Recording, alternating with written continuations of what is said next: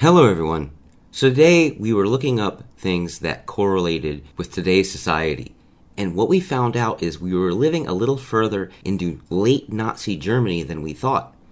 And as we are looking through, I know it's not the world's best source, but as we're looking through Wikipedia, we're seeing the later anti-Semitic laws. And we're wondering, does this sound like today's society?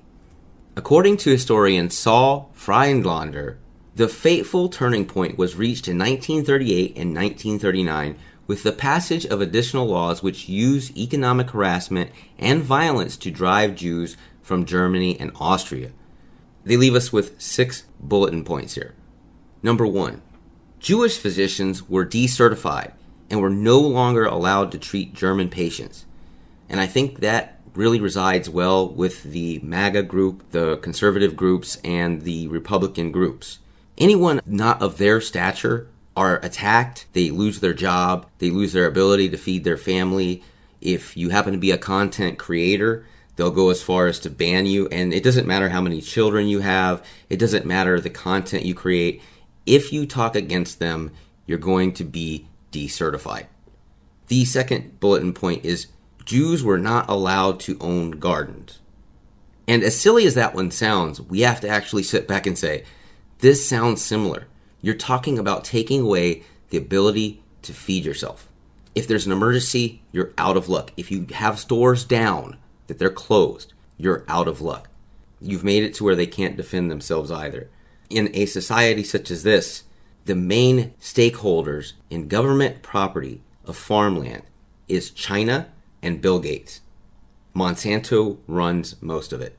So we're seeing that we don't have that land, but very rich people do. And they're all involved with government. Number 3, all streets in Germany were renamed. Now, I don't know if everybody was following this, but when BLM was rioting, the government just decided they were going to give everybody a street. Here you go, BLM. There's your street. And this was already done with great people like Martin Luther King and other politicians throughout history. The normal average person isn't getting a street name. In most cases, it's a government affiliation or some political ideology that they put on a sign for a street. Number 4, Jews were prohibited from cinemas, the opera, and concerts. And let me ask you folks, during the lockdown, were you allowed to do any of those things? In most cases, wherever you may be listening, are you allowed to do that now? We are lucky and we're here in Florida, and the COVID pandemic doesn't attack us nearly as much because our politicians have the right attitude.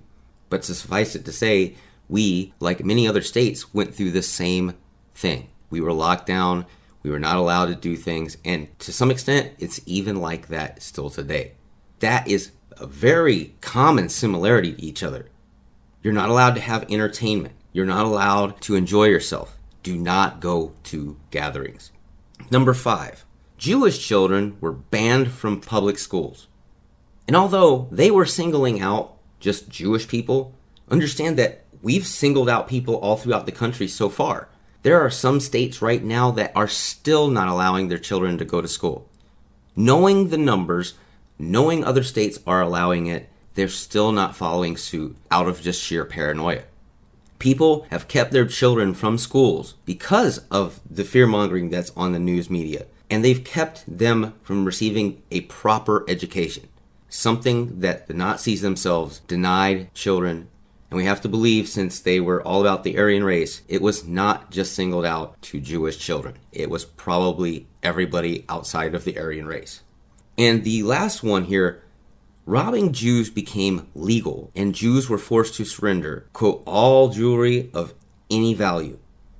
And this is where a lot of people bring in George Soros. He enjoyed his time as a young adult doing this type of thing, taking jewelry from Jews who were basically forced to surrender. They had no means to defend themselves. They had no ability to grow food. They had no ability to defend themselves with a rifle or a gun of some sort.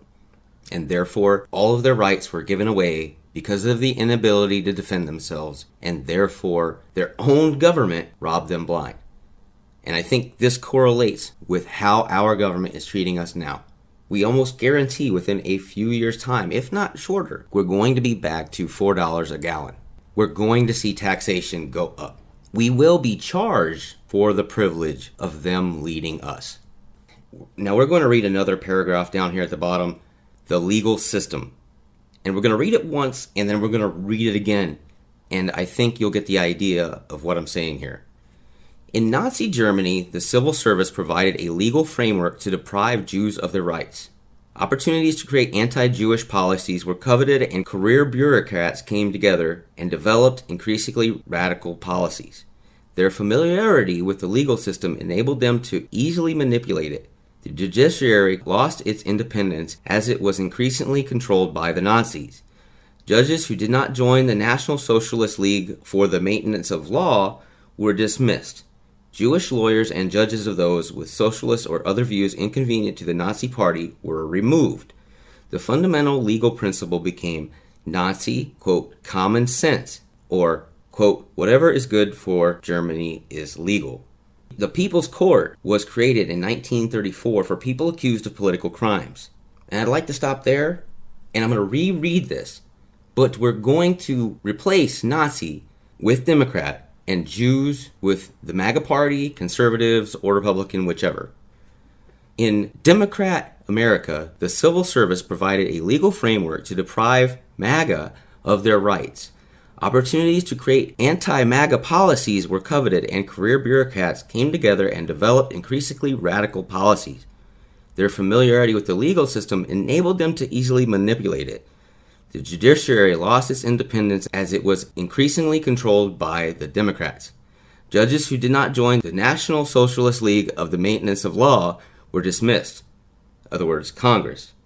MAGA lawyers and judges and those with America or other views inconvenient to the Democrat Party were removed. The fundamental legal principle became Democrat common sense, or whatever is good for the Democrat is legal.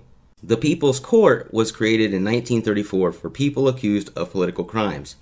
But by People's Court, we say Congress these days. Anyway, we wanted to break down how this is so similar, and we kind of think it is.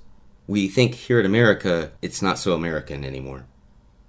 Anyway, you folks have a wonderful afternoon, a good morning, a good night, whichever. Please like, share, and subscribe. We really do appreciate that around here. Also, drop a comment down below. We want to talk with you. We want to pick your brain. And if you have any ideas for new videos, we'd like to hear that too. Drop a comment down below.